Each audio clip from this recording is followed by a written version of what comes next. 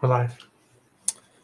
Well, welcome to episode 216 of the G2 on 5G. It's the latest inside scoop on everything 5G. We cover 6 topics in about 20 minutes, and it's brought to you by More Insights and Strategy.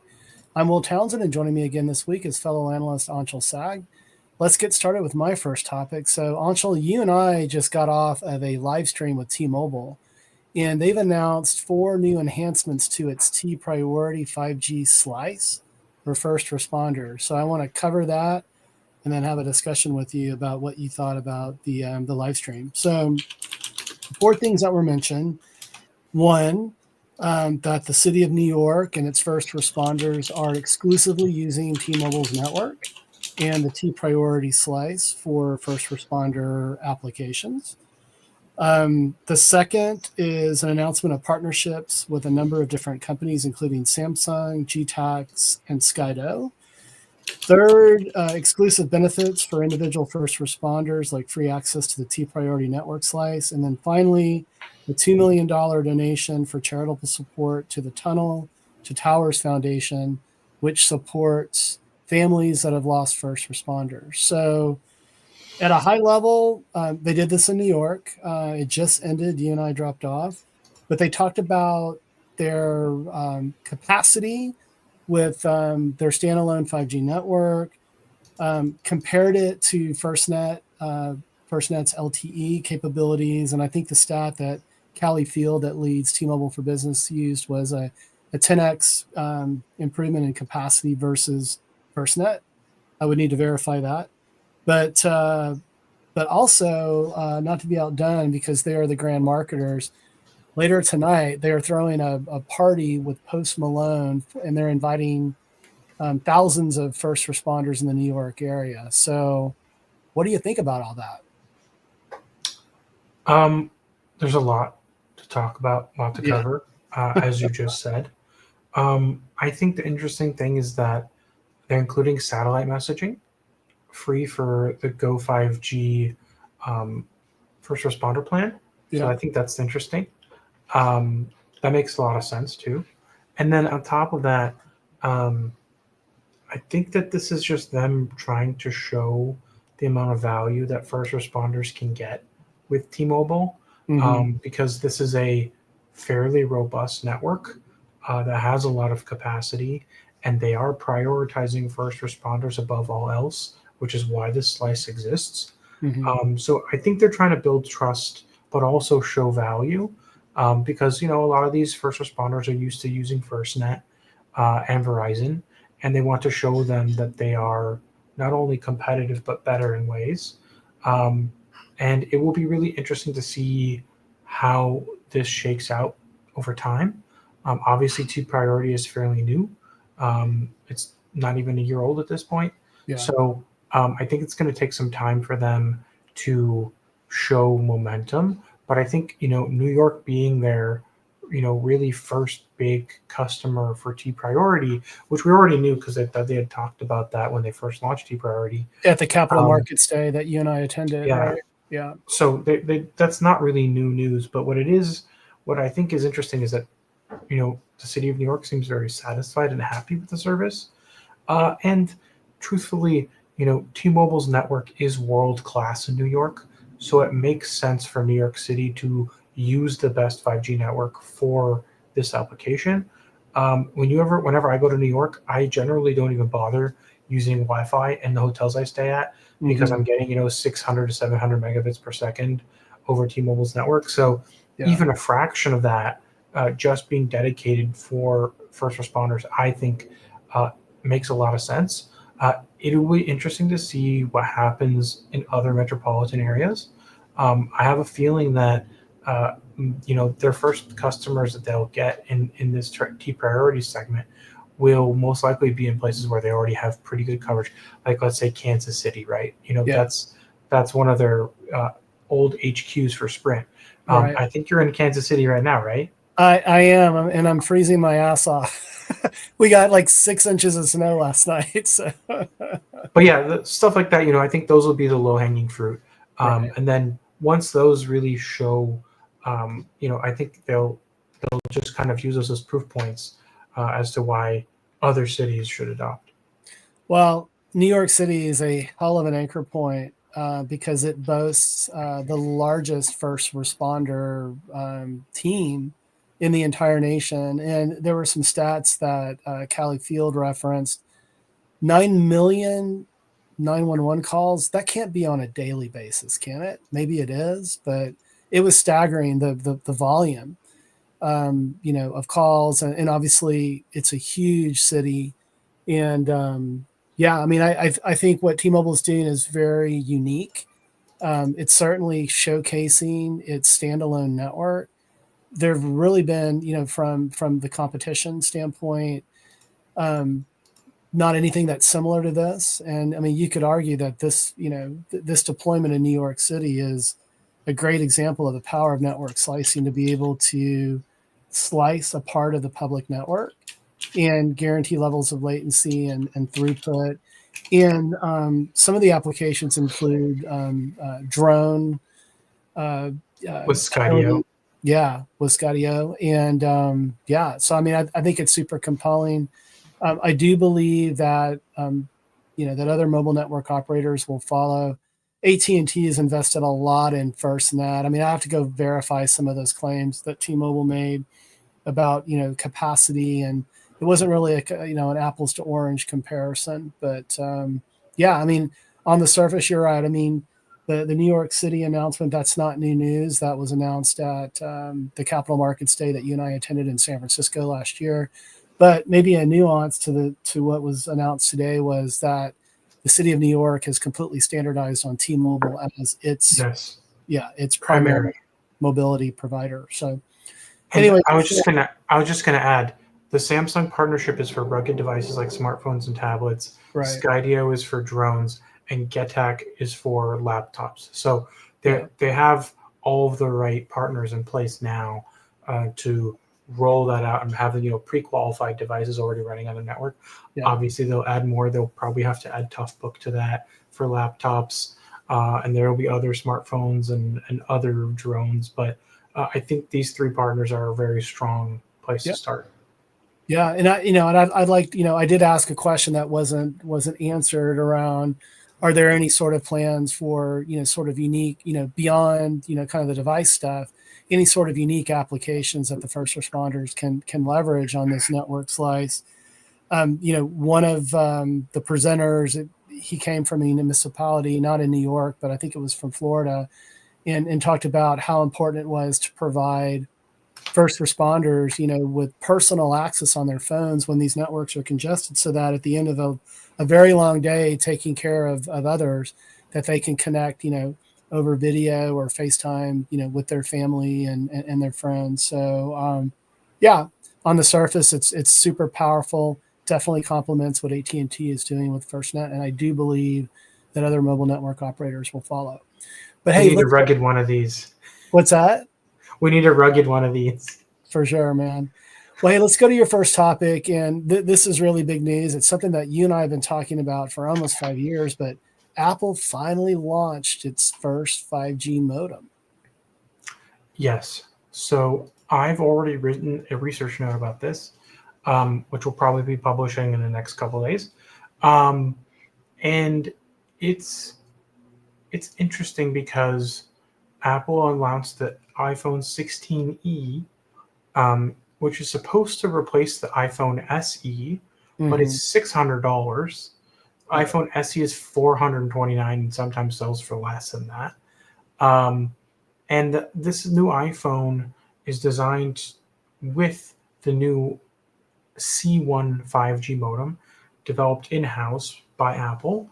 And for people who are unfamiliar with the saga behind the C1 modem, it started with Apple actually moving to Intel as its modem supplier.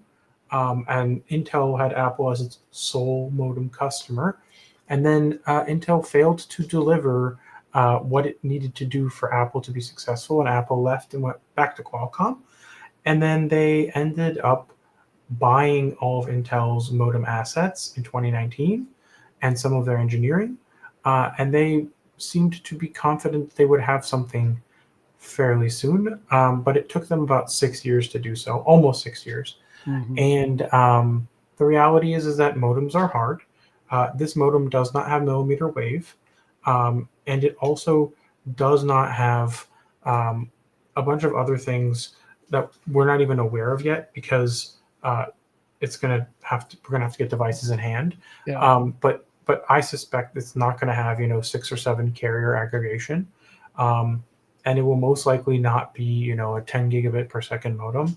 Mm-hmm. But they did make a claim that it will be 25% more efficient than all other modems that have come out before it. So um, they are clearly targeting this towards a kind of customer base that isn't that concerned with modem performance or network performance and is more Yeah. interested in battery life. Yeah. And that's kind of where they went with this. So I have a strong feeling that edge of network performance will probably not be the greatest. I have a strong feeling that customers will blame the network when signal is poor, as opposed to blaming the device. Yeah. And yeah, we'll find out. Band support is still unknown, but expected that it will support all the necessary bands that Apple's devices are expected to support in the U.S. and Europe. And that was probably one of the biggest challenges for them, was ensuring that they had the right bands in place on this device, but they won't be having millimeter wave support in the US, which means Verizon customers will have a worse experience than they would have if they were on a previous generation iPhone. Mm-hmm. But this does have an A18 in it. However, the A18 has fewer GPU cores. Also, this has one less camera than the iPhone 16. Mm-hmm. It doesn't have ultra wideband. It doesn't have Wi-Fi 7 or 6E. It has regular Wi-Fi 6. Yeah. It doesn't do spatial video recording. It does have Type C, but it's very much a kind of fallback version of the iPhone 16. And I went back and looked, and there's only one model of this device, and that shows all of the band support. So it does have all of the necessary bands supported, but you're not getting anything beyond sub-6 5G or anything above Wi-Fi 6 Mm-hmm. in terms of connectivity. Also, it doesn't have Qi 2, so it doesn't. I don't think it has MagSafe either. Yeah. So there's a lot of things that have been cut out of this. Also, it's not a dynamic island. It has the good old forehead. So this is like a cost down iPhone, Yeah. but it's like almost too expensive to be worthwhile, in Yeah. my opinion. It should be more like $499, which would make it closer to an iPhone SE. Because if you look at like an iPhone 15, which is last generation, you actually get a better modem with more capabilities. You still get Apple Intelligence because it's also an A series chip that's capable, and those have potentially even better displays. So I think the iPhone 15, which is basically the same price right now at $599, it's like a better value. It's I a better think. value. And because of that, I just think this needed to be cheaper than it is. I would have a lot fewer criticisms of all of the things that are missing if it were $499. Yeah. No, I agree, and I caught some of your preliminary analysis on LinkedIn and on X, and it's interesting that Apple is testing the waters with a featured down version with its new C1 modem, right? Because I'm sure, I mean they wouldn't want to go wide and integrate their own modem. I think on sort of the upper end, right? Yeah, I mean, the way you have to look at it is this is a lower volume part, Yeah. lower risk, and if something goes awry, it doesn't completely destroy the Crater their company's sales. Yeah. core business, right? Their core business is the main iPhone, and then everything else is secondary. So they will eventually, I think what will happen is we'll get a C1 in this phone, and then maybe we'll get a C2 in the mainstream iPhone, and then a C3 in the Pro series down the road with full feature everything. Right. Yeah. Very interesting. Well, yeah, it took 5+ years, but it's finally out. So we can now you can get your hands on a unit and you can put it through its paces, right? You bet I will. Yeah, I know you will. So, well, hey, let's go to my second topic, and I want to talk about Airspan, and they're the Energizer Bunny, and we've talked about them before. I mean, they've had successful pivots in the past. They were very focused on WiMAX. They pivoted out of that. They had a nice run, and then they sort of got ahead of themselves, and so they had to restructure. And so a private equity company picked them up. We've talked about how they've emerged from that. They've shed the debt. They've raised money. And so there was news earlier this week around an acquisition of Corning Wireless's business. And I caught an article on the Fierce Network about what the company is doing to sort of reinvigorate itself and focus not only on Open RAN, which many believe, and we've talked about this as well, that the Trump administration is going to get back behind, but as well as private networks. And I think, for the latter, the timing is great because we're finally beginning to see the adoption on private networks. It's been very long tail, and I think I've waxed on many podcasts about why I thought that was the case with the different ways to to get to private networking through the enterprise and some of the confusion that occurred there. But there's also some I guess acknowledgement that Airspan, excuse me, can make a go at it. They recently received a $42 million grant to fund RAN development, and yeah, I mean, if you look at the history of the company, it's nearly 30 years old, but now it's in startup mode again. So I think it's good. I think it's good to have another player. You've got companies like that we've talked about, like Mavenir, that have been sort of missing the mark here. JMA Wireless continues to be a very strong contender when it comes to Open RAN and private networks, especially with federal government deployments. But I think it's going to be very interesting to watch the Energizer Bunny and see what happens here. So I don't know if you caught any of the recent news around Corning. We've obviously talked about their emergence from bankruptcy and restructuring. But I mean, what do you think? I mean, do you think they're late to the party? Well, I did catch the Corning component of it. Yeah. I think that's really interesting because it sounds like it's right within Airspan's wheelhouse. Yeah. And I think it does help them strengthen their like in building connectivity portfolio. Sure. So I think that's good. And yeah, I do think it's interesting when it comes to them that they are kind of pursuing Open RAN more. And yeah, I think you're right. Like this is very much them deciding to pivot and move into that direction. I can't say that I really have a strong opinion of like their products themselves because I'm not particularly knowledgeable there. But it seems like they're trying to move in the direction of where the market's going. Mm-hmm. And I wish them the best in terms of being able to continue to move in that direction with the market. But yeah, it's always tough when a company goes in bankruptcy. But sometimes companies don't, they don't really like launch in the right direction or they don't have the right things in place. But it does seem like they're kind of on the move and trying to move in the right direction.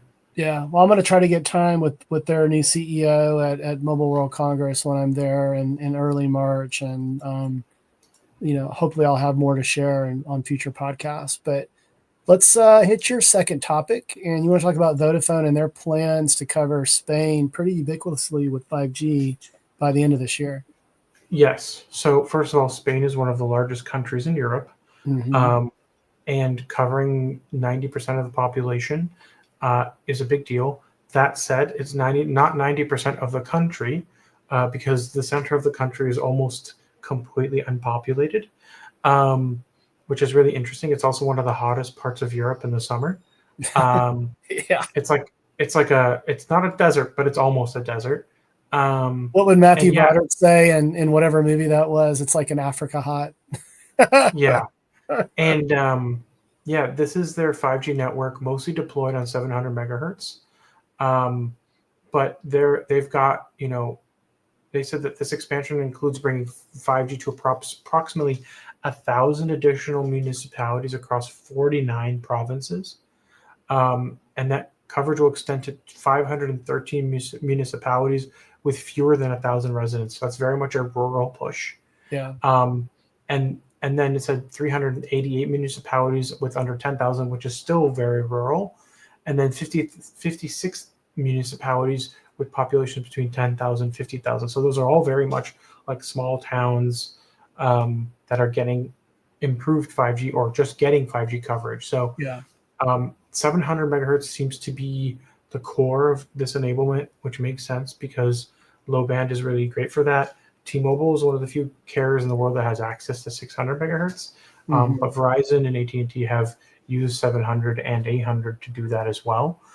So it won't necessarily be lightning fast 5G, but it will give an improvement potentially over 4G, even if it's the same amount of spectrum.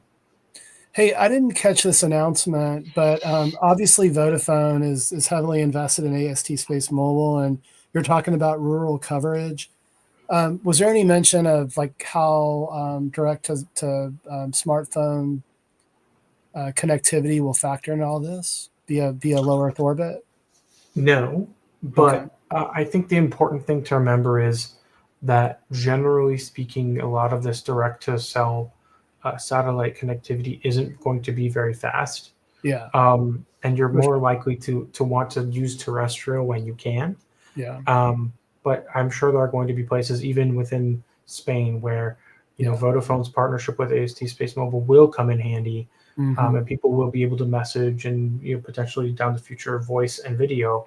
I just think that it's a long-term thing, and I strongly believe it will be more of a carrier component. I still believe it's going to be like a component carrier kind of thing, where people will use 5G as an anchor when it's possible to maintain coverage, and then everything else will kind of latch on later on. But Yeah. yeah, it's an interesting thing. There was no mention from what I can tell, but I think it's a net positive because Spain is actually like pretty progressive in terms of like anticipating growth and using technology to accelerate growth. Yeah. And Spain has actually been having quite the economic renaissance over the last 5 or 10 years, Yeah.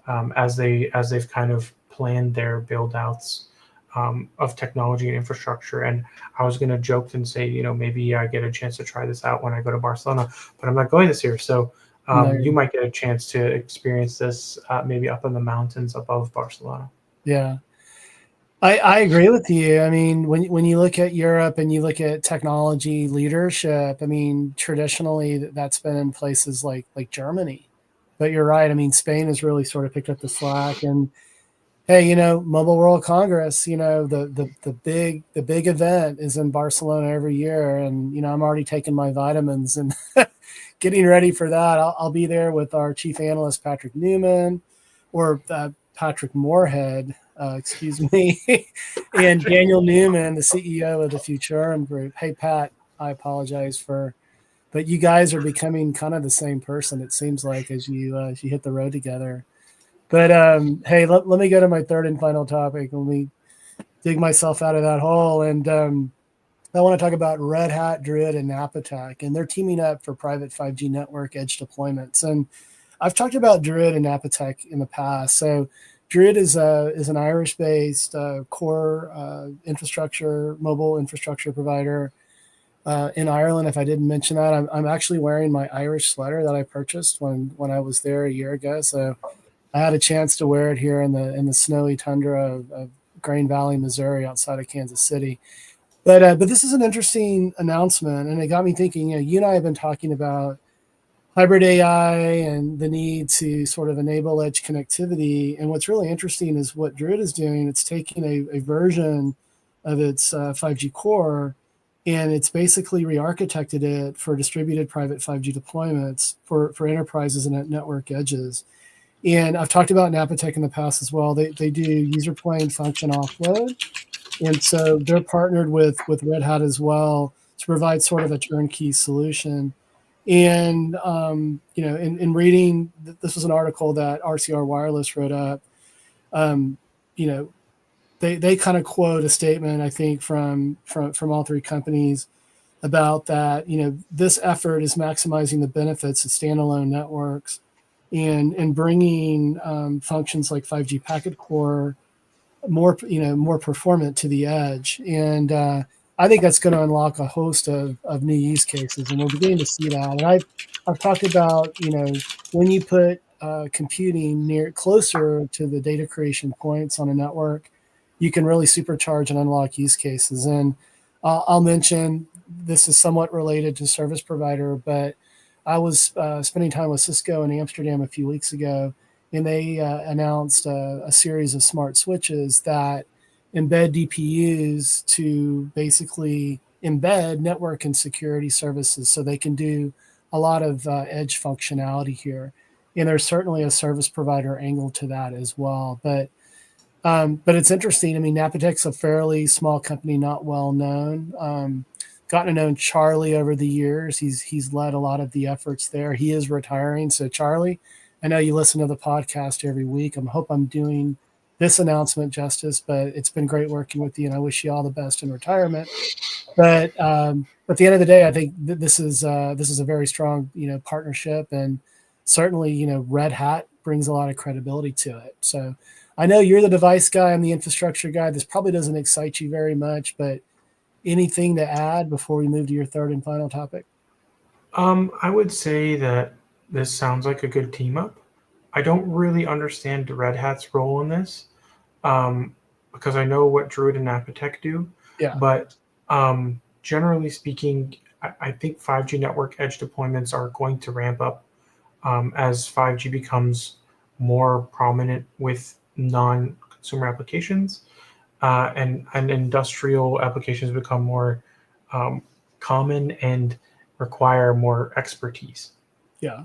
Well, I mean, to answer your question, I mean, Red Hat handles a lot of the orchestration that makes all of this happen and function. But yeah, good insight there, my friend. Well, let's hit your third and final topic, and you want to talk about Oppo and Huawei. Yes. So this week, Oppo launched its new Find N5, which is a foldable. It's a book foldable, and it's actually the thinnest in the world. It is 8.93 millimeters folded, so it's four and a half millimeters unfolded. Yeah. It's only 229 grams. They say it's as light as a coffee cup. And when it's open, there's almost no visible hinge. In addition to that, it has a 6.62 front screen, and they claim, I don't know if they claim, but I saw someone claim that their 8.12 inch screen is actually bigger than an iPad mini, which is pretty crazy. That is crazy. And then on top of that, it's like IP60, I think it's IP6X. It's got, improved durability, better cameras, 2500 nit brightness, 120 hertz refresh rate. It's really like the pinnacle of foldables. Mm-hmm. But then this same week, Huawei expanded their trifold foldable, which is the Mate XT, to markets outside of China. And I think they did their launch in Malaysia, while Oppo did their launch in Singapore. So basically the same place. Yeah. And I've been seeing a lot of people posting about both phones. I'm really excited and hope to get my hands on one of them, but no word on U.S. market availability of either. But the one thing to note is when the Huawei Trifold is fully unfolded, it's a 10-inch screen, which is it's massive. Well, it's massively expensive too. Like, what's the street price on the Huawei product? I think that it's not going to be in dollars. Do your translation. Yeah, it looks like. Everyone's talking about this and the N5 because they both launched at the same time. But I don't see any pricing. I had Huawei's site open. Yeah. I mean, people are selling it for $5,000. I was gonna say, I think the street is like $4,000 on that phone. Right now it says so. There's a 3,500 euro price point. Okay. Yeah, Yeah. about $4,000. No, they're saying, yeah, it's 3,500 euros. So I think the Chinese price was 2,700 or 2,800 converted from yuan, but that's without any kind of transport or tariff Yeah. costs. And they are all kind of artificially deflate prices of phones in China, because there's a lot more competition there too. Yeah. But yeah, I think these are both great foldables. But I think the thing that makes me the saddest is that they're not going to be available in the US, especially since a lot of people are expecting the Find N5 to actually be available in the US as an as a OnePlus Open 2. And Mhm. OnePlus posted like a couple of days before the launch that they weren't going to be launching any foldables this year. So I was really bummed out because I'm a big fan of the OnePlus Open, Yeah. which was like the Find N3, if I remember correctly. They're like very Mhm. similar. They're part of the same BBK group. But yeah, this Oppo is 5,600 milliamp hour battery. It uses just an absolute. It's using a Snapdragon 8 Elite. It has everything you would want from a flagship phone that's also foldable, which is kind of what I want. And I was really hoping to get that from the Pixel Fold or Pixel Pro 9 Fold, but I didn't.